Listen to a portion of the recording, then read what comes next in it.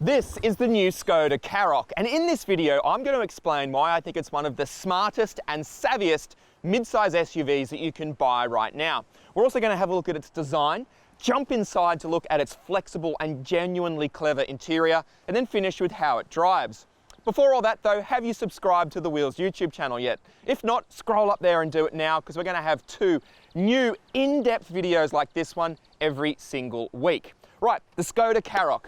If you want a family car that's genuinely thoughtful and a little bit alternative, this review is for you.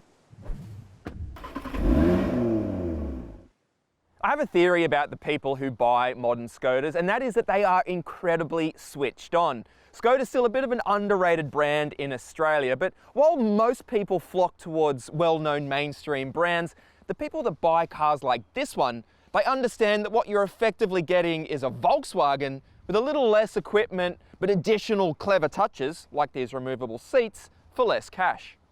Take this car as an example. It's the facelifted Karoq, and underneath it's basically a Volkswagen T-Roc. That means that it rides on Volkswagen's renowned MQB platform, so you're getting all of that engineering depth and experience and expertise for, in this car's case, just over 30 grand. This particular Karoq is the entry-level 110 TSI, which retails for $32,990, and it's a rival for things like the Mazda CX-30, Kia Seltos, and Nissan Qashqai. Now this car might look almost identical to the Karoq that's been on sale for a while now, but underneath there are some significant changes for this updated model which have changed the way the car drives. Before we get to that though, let's talk about the design. Now, as I mentioned earlier, the car we have here is the entry-level 110 TSI, and in this white color and this base spec, it does look a little bit plain and conservative. However, you can get a higher spec 140 TSI for $7,000 more, and that adds sportier grills, bigger wheels, and the advantage of all-wheel drive. But we have none of that bling today, but still, there are some really nice little touches. This grille design, for example, is the same nice aesthetic as you get on the larger Kodiaq, and these headlights, they're automatic, which is handy. I also like these sharp, distinctive lines on the bonnet, which I think they look really, really cool. And speaking of colors, you have 9 to choose from, which is really nice and handy. And everything but this white and the gray color is going to cost you a little bit more money, between $700 and $1,100 for those other shades. Around the side, we do get indicator repeaters in the wing mirrors, which is nice and handy. As for wheel sizes, this entry-level car gets 17-inch alloys, but you can go for a larger wheel on the upper spec 140 TSI, which does look a little bit more handsome, to my eyes at least anyway. Down the side, we get this black body cladding, which runs the full width, which is handy if you're going to take your mid-size SUV off-road. And you also score privacy glass for rear passengers, which is again quite a useful addition. This particular car also gets the obligatory lifestyle roof racks. Around the back you get these nice angular designed taillights, and this entry-level model does get the lower section of the bumper finished in hard-wearing black plastic, which is a handy touch. You also get probably the only design change at the rear for the 21 model year is the larger Skoda badge, which now runs almost full width across the tailgate.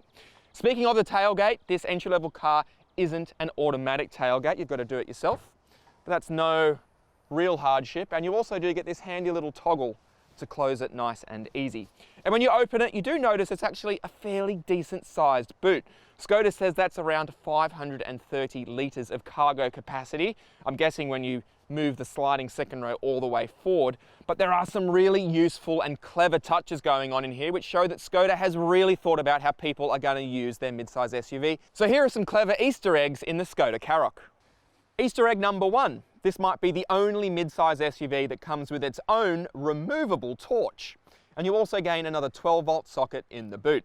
The boot floor is also reversible, so if you lead an active lifestyle and you have wetsuits or wet dogs, you can throw them on here without making your carpet all wet and mucky. Keen shoppers will also appreciate these movable bag hooks, and there are numerous nets and carpet-lined cubbies to store small loose items, some of which even have straps to tie things down. Up front you get an umbrella tucked under the passenger seat, which is handy, and also a little bin that sits in the door pocket. But the pièce de résistance of this entry-level Karoq are its flexible rear seats. Skoda calls them VarioFlex, and they slide individually, fold up, and can even be removed altogether to boost boot space up to 1,800 litres. Up front, the thoughtful touches continue, including, I've just noticed this piece of elastic in the door pocket, which means you can put pieces of paper and books and stuff in there, and you won't have them flopping around when you go around corners. That's a nice, thoughtful little touch. And the cabin just has those thoughtful little touches throughout it.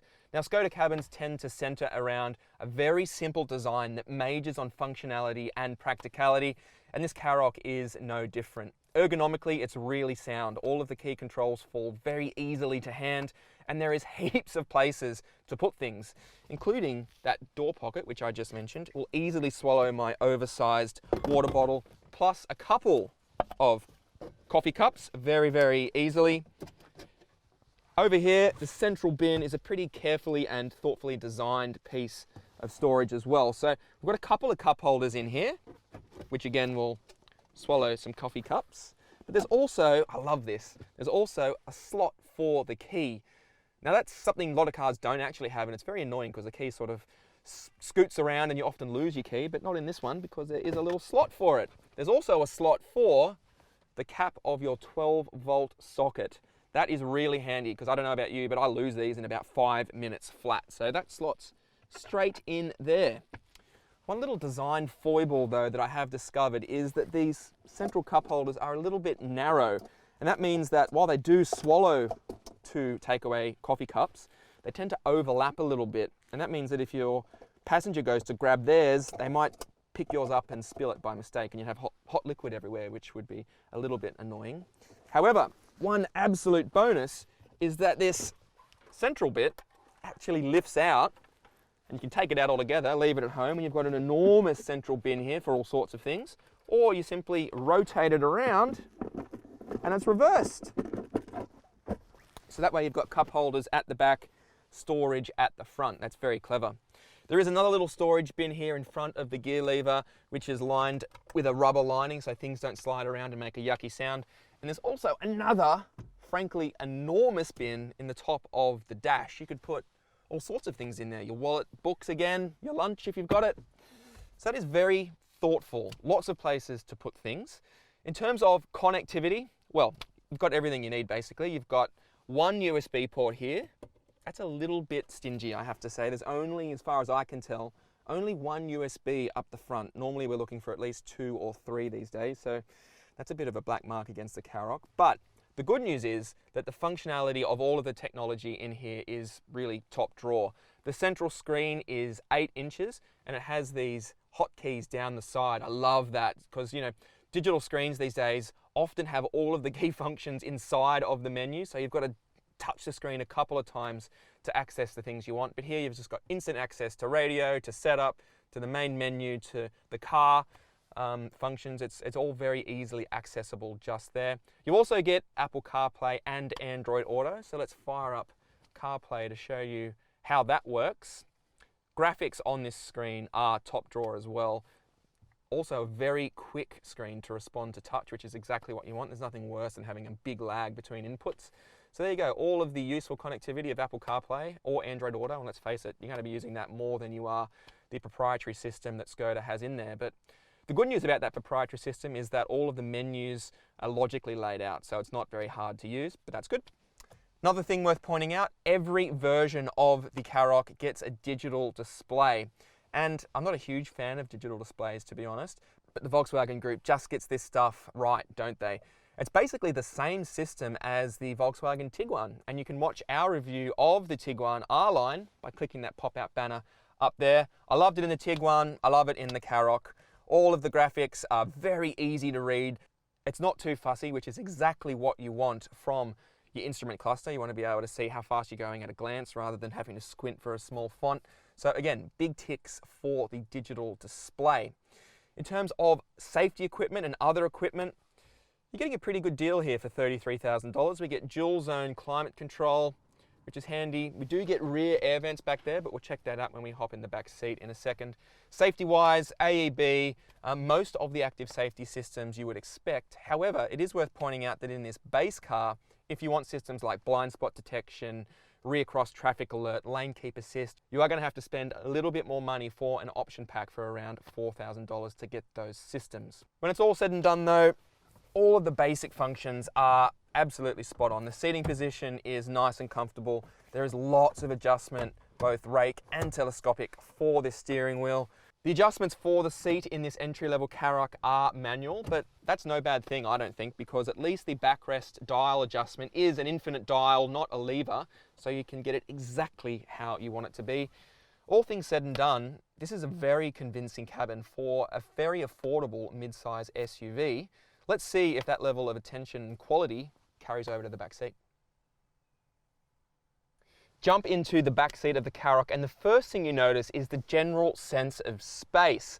This car is on the smaller end of the spectrum for a mid-size SUV, but the amount of room they've been able to cram into the second row is very impressive. I'm sat behind my own driving position here. I'm not short, I'm 6'2", 6'3", and as you can see, I've got plenty of knee room, and I have acres of toe room down there, and also plenty of headroom as well.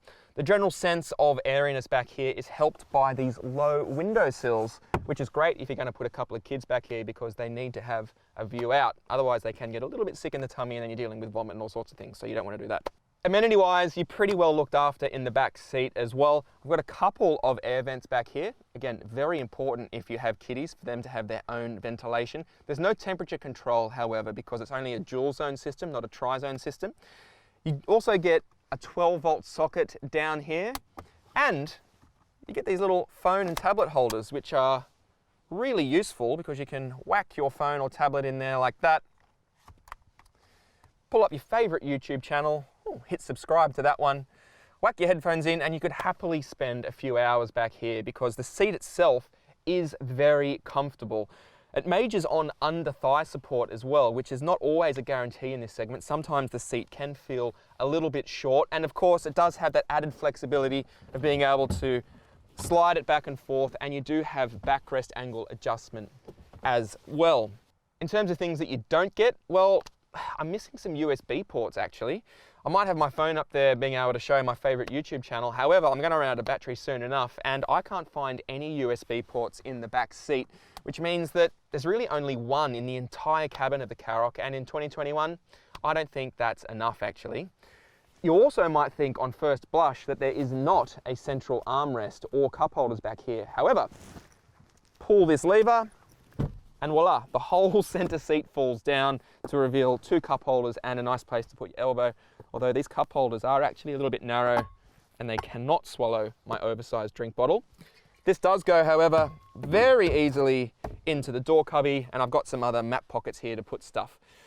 All things said and done, it's a very convincing back seat in the Karoq. The seat itself is comfortable, there is more room than I was expecting, and if you've got kids, ISOFIX points and also top tethers for all three seats. So for a young family, it's a very convincing mid-size SUV. Let's go and see how it is to drive.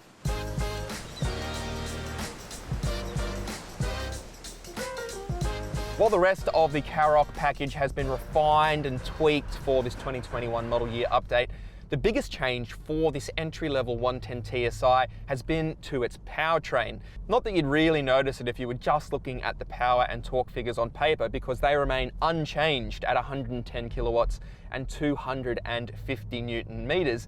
But the big difference is the old car had a 1.5 litre petrol engine paired with a dual clutch gearbox. This 2021 model year update has a 1.4 litre turbo petrol paired with an 8-speed auto, and I think it is a genuine upgrade. Look, dual clutches are now very good, especially on the move, and they have ironed out a lot of the foibles that early DSGs had, but around town they can still be a little bit jerky and a little bit hesitant. You get none of that with this car. In fact, the pickup with initial throttle tip-in in the Skoda Karoq now is really, really impressive, and you get none of that horrible hesitation or jerkiness when you're trying to take away from an intersection. As for the engine itself, the little 1.4 litre turbo, look, the outputs on paper, 110 kilowatts, 250 Newton meters.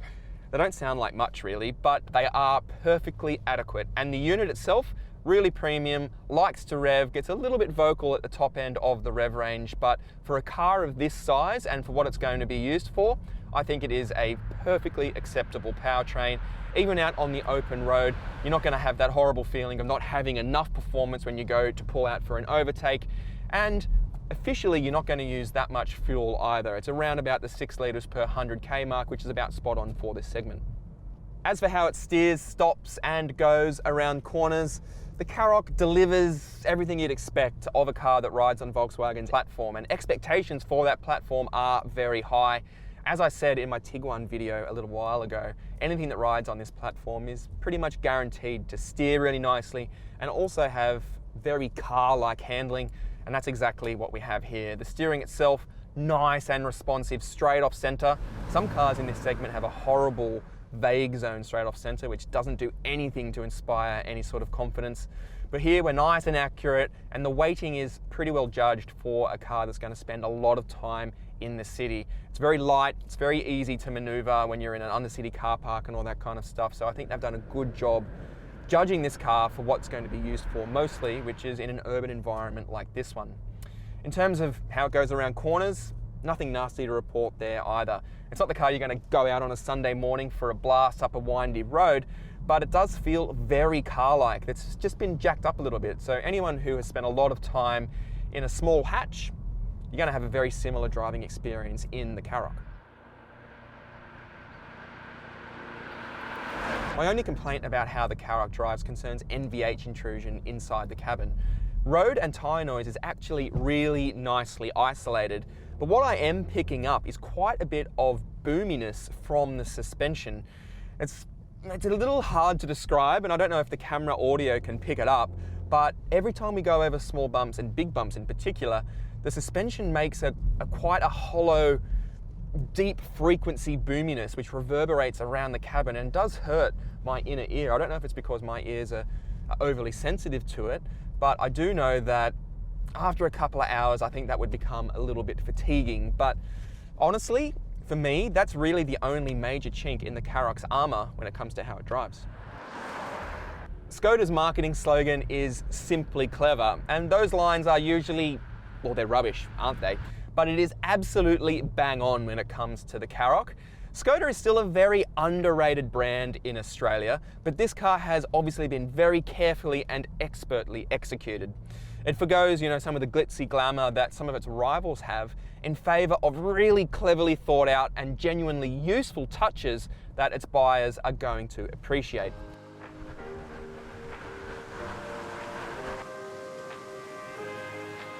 If you're in the market for a small to medium-sized SUV and the Karoq isn't on your shortlist yet, it definitely should be. And if you like watching car reviews on YouTube and you haven't subscribed to the Wheels YouTube channel yet, you definitely should do that as well. Head up there now, hit the subscribe button, hit that bell notification. We're going to have 2 new in-depth reviews like this one every single week.